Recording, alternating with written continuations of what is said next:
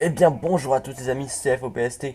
On se retrouve aujourd'hui pour une nouvelle vidéo. Alors aujourd'hui je vais vous apprendre à créer une matrice dans Unity. Donc qu'est-ce que c'est qu'une matrice? C'est un code qui va générer automatiquement plein de plaques. Donc une matrice ça se génère en fonction d'un tableau qu'on a ici. Donc un float tableau qui a deux dimensions. Donc parce que là je vais faire un sol en matrice. Donc je vais tout de suite vous montrer. Ça va générer aléatoirement tout ça. Hop, si bon, je veux bien démarrer. Donc voilà. Ici, on a chaque tuile en fait est un game object qui est dans les préfabs ici. Donc on a pas mal de préfabs, j'ai pas encore pu tous les mettre. Et donc ça génère automatiquement une case aléatoirement, sinon c'est pas marrant. On peut influencer cet aléatoire, mais sinon voilà, ça fait un petit peu comme il veut. À chaque fois, on a quelque chose de différent. Voilà, allez, je vous apprends à faire ça. On se retrouve tout de suite.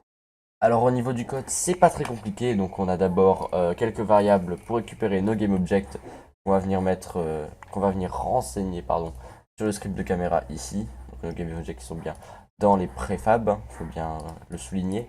Ensuite, nous avons une variable, un multiplier, enfin c'est pas vraiment, je me suis trompé de nom, c'est pour multiplier c'est un pourcentage de chance, pardon, excusez-moi.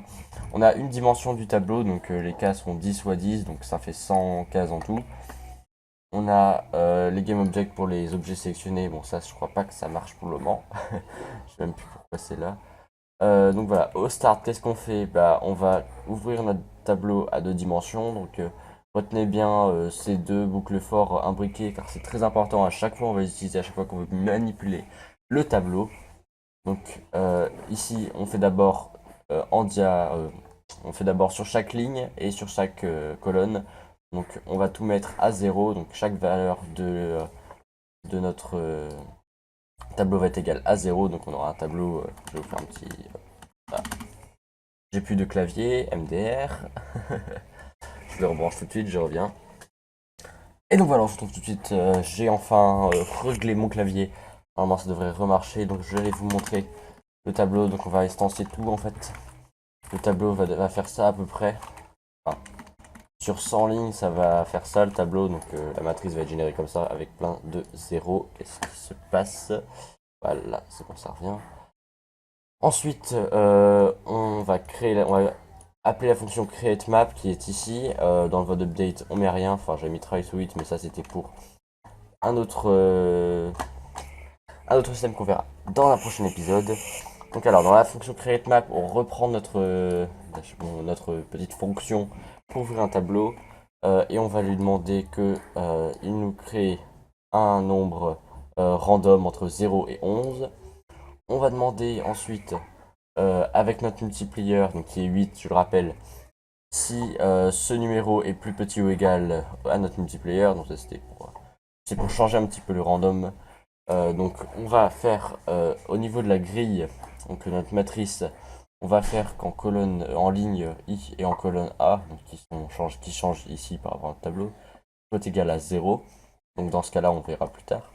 Et ensuite, si c'est égal, si notre valeur random est plus grande que notre multiplier, elle sera égale à 4. Bon, ça c'est parce que je suis en train de faire un autre système en ce moment, après en ce moment, pouvoir faire avec des routes qui puissent se connecter entre elles en fonction de leur position. Donc toute cette partie-là, on va la passer vu que ce sera pour un prochain épisode. On va avoir notre fonction createAllTiles qui va servir à créer, à instancier tous nos préfabs. Donc voilà, elle est ici. On va récupérer notre tableau encore une fois. Enfin, on va pouvoir, voilà, on va pouvoir lire notre tableau. Ça sert à lire un tableau. Si notre grille en xy est égale à 0, xy c'est les deux valeurs ici, est égale à 0, donc c'est égal ici à 0, ça va être le sol. Donc on va instancier un objet sol avec une position en vecteur 3 en xy avec un quaternion moins 90, c'est parce que j'ai des problèmes au niveau de mes préfabs, comme vous pouvez le voir. Au niveau de la plaque ici, elle est en moins 90 et quand je change, ça fait ça merde, donc j'ai fait comme ça marche. Je sais pas pourquoi. Donc, ensuite, on a toute une série de tests, ça c'est pour mes autres tests, et nous, on va regarder comme on veut instancier avec la valeur 4. La valeur 4, on crée un objet tente, L'objet tente qui est celui-ci, qui est cet objet-ci. Elle va instancier dans notre monde. Et tout ça pour chaque valeur du tableau. Donc voilà, donc c'est à peu près tout. Normalement, ce programme devrait marcher entièrement. Je suis presque sûr et certain, enfin, je suis sûr et certain que ce programme marche entièrement. Et je vous rappelle, hop, qu'il fait, hop, ceci. Donc les sources seront dans la description. Je vous mettrai même le code pour faire bouger la caméra, hein, si vous voulez. C'est vraiment tout con, tout con. Ah, j'ai arrêté. À chaque fois, on a bien quelque chose de différent, donc c'est exactement ce qu'on voulait. Et mets-moi là-bas, et voilà. Et à chaque fois, on peut pouvoir sélectionner et changer la valeur euh, de chaque tuile, on va dire, comme c'est un peu du 2D, même si c'est de la 3D ISO ici. Ah, hop, c'est du 3D. Et donc voilà, donc j'espère que cette vidéo vous aura plu. Je vous mets toutes les sources, etc., etc., etc. Merci beaucoup d'avoir regardé cette vidéo. N'oubliez pas de vous abonner et de mettre un petit commentaire ou un petit like. Merci à tous. À plus.